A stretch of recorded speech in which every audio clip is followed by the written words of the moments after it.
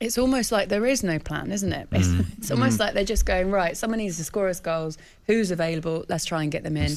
Let's give you a little bit of an idea about Cunha. So this is his record last season in Atletico. 26 appearances, 8 of those are starts. So 6 goals and 4 assists, which actually, is that bad? No, it's not bad. Just hear a tumbleweed going across the studio. studio. Break, wasn't it? It doesn't excite. I wouldn't think it's exciting news, is it? No, I'm with you, Shay. It's not. I wouldn't say it's another panic one. I'm looking at Arnautovic. I couldn't understand that. The whole De Jong thing's been a shambles for the word go for whatever reasons. Obviously, I know he's due a lot of money, so I can understand his position from Barcelona.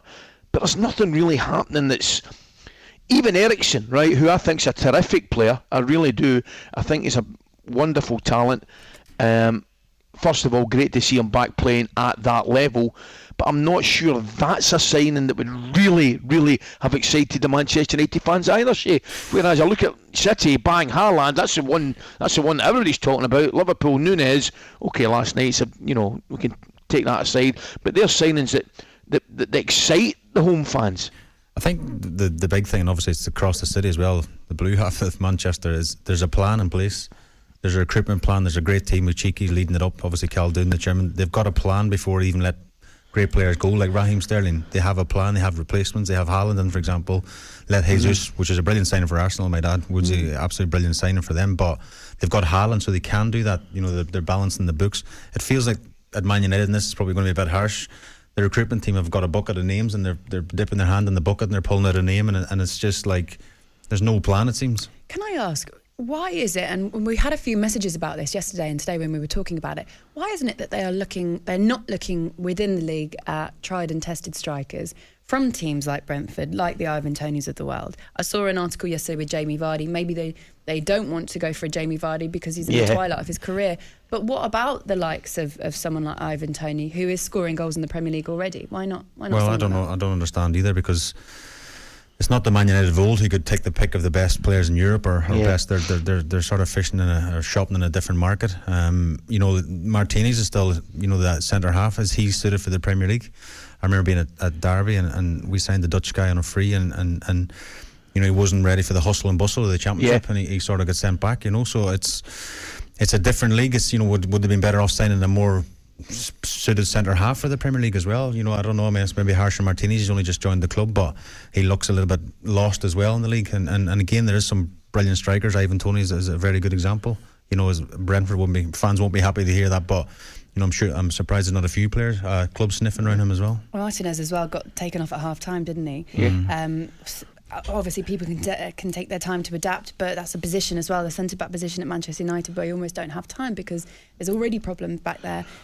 Ali, if you were the manager, what do you think? The same question to you about the Ivan Tonys of the world. Why wouldn't you look within the Premier League and try and nick someone from inside that already knows how to score goals in this league? Oh, 100%.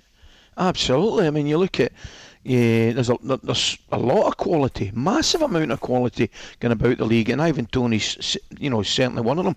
Another one I really like, and I know he's had one or two injuries, I really like Callum Wilson up at Newcastle. I think he's different class. So you can look, and sometimes it's a little bit perhaps like coaches. All of a sudden there was a wee period a couple of years ago where Portuguese coaches were the flavour of the month, and no, I don't want a coach from England, I don't want a coach from the United Kingdom, I don't want I want to go and get a Portuguese coach, whereas sometimes in your doorstep there's excellent talent. So in answer to the question, and she's right, Brentford in particular have got an outstanding centre forward in Ivan Toney, but there is talent in the league without doubt. You don't always have to go. I mean, I'll be honest here, the guy at Atletico Madrid at United are interested in, I'm having to do a little bit of work on him because he's not somebody that I know an awful lot about. Yeah. So we've got to go and do a little bit of work on him and find out about him. And his stats are okay. His stats are fine, but Shay makes a great point. Is it better taking a lesser gamble with somebody that knows the league, knows the teams, knows the opposition? Probably yes. Mr. Snap says, why aren't Manchester United breaking the bank for Danny Ings or Jamie Vardy? Instead, they're looking to pay 50 million plus for Atletico's Cunha, who has scored a whopping poor 7 goals last season, 13 the season before that and 9 the season before that. Look, it's a question that only Manchester United can answer. But hey, if they get it over the line and he does the business and he scores goals, well, we'll only know once he's tried and tested, won't we? Who knows what's going to happen with that, but we will keep you updated. Manchester United's next game is at home to Liverpool. It's live and exclusive on Game Night on talkSPORT. It's next Monday for you. Manchester United lost to Brighton, lost to Brentford. Liverpool a draw to Fulham and a draw to Palace. So this makes this fixture very interesting. 8:46. talkSPORT Breakfast with Laura Woods. Monday to Wednesday mornings 6 till 10. On AM, on DAB, via the talkSPORT app and on your smart speaker. talkSPORT.